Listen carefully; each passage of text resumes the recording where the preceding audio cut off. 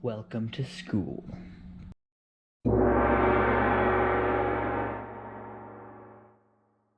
What's up everybody and welcome back to another video. I am the Hobbyist and today we're going to school. Now, I was talking to a friend the other day and they are not as educated in the RC hobby as some of us may be, so that got the idea thinking that maybe we should teach them a little bit. So I'm going to start with these little mini videos on some basic things of the RC hobby, and in this video we're going to talk about the RC car in general. So without further ado, let's get right into it. So this is a RC vehicle. This is a low seat tenacity truggy. Link to where you can get this car down in the description below. But as the name of it suggests, it is a truggy, which is a mix between a monster truck and a buggy.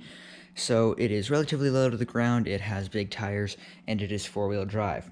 So I'm going to go over some of the basic factors of your typical RC, and I will be going over some extra features that you might know as well. But we're going to start off with electronics. So every RC needs some basic electronics to run. The first for electric is the electronic speed control. The second is the steering servo. The third is the motor, very important. And then in here is a receiver. Now those are your basic electronics, and obviously you will need a battery to power all of this. I will go into depth on all those electronics in a separate video. So we're going to just point out some basic parts here. This metal piece right here, this is the chassis. This is what all of the other parts will sit on. You've got your tires, which very important. I'm sure all of you guys know what tires are. I don't think I need to explain that. Right here you can see this right here. This is a drive shaft. Those go from the differential, which is in here. That is the gear that runs from this drive shaft into here, and the differential splits the power from the motor and goes out to the wheels. But you've got the drive shafts here. You've got what is called an A-arm, and the A-arm is basically just what kind of holds things together from the wheel to the center of the vehicle. And right here, if you saw, it moves. What these are right here, these are your shock absorbers. This is how your suspension works. Now, suspension is very important, as I will demonstrate later on. If your vehicle does not have suspension, it's just solid.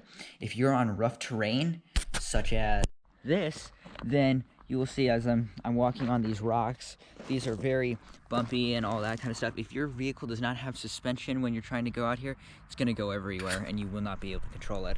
Another thing to be aware of is these. These are what are called turnbuckles. Now, if you adjust these, it will change the angle of your wheels.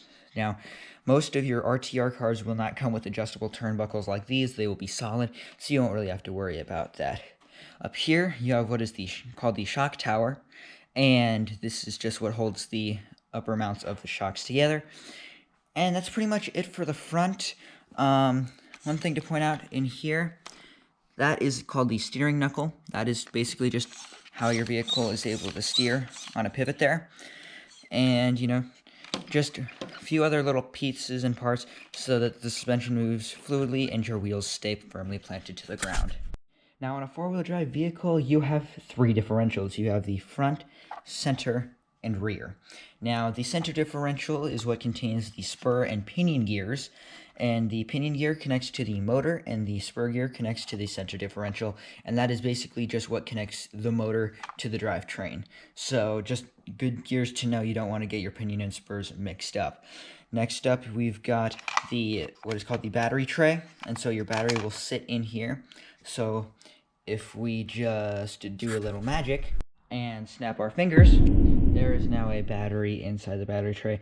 So this is the kind of battery that you will run in this vehicle.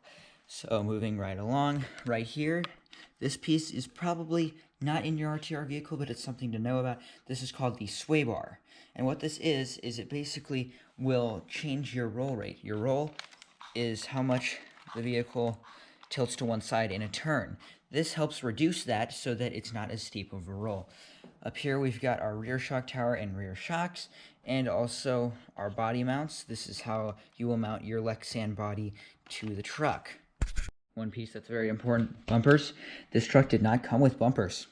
In fact, that was basically what they call the bumper, that little piece there. So I put on these aftermarket bumpers, front and rear, and they're very important because if they were not there, it would break almost every time you crashed it at high speeds. The final part is the Lexan Body. That is just the car-looking shell that goes over your RC vehicle. Very important to have this on so that if you flip over the vehicle, so if we flip it over here, the body is taking the damage, not the electronics. A body's a lot cheaper than the electronics in this thing, guys. So bodies are very important to have, and also it can give your vehicle a stylish new look.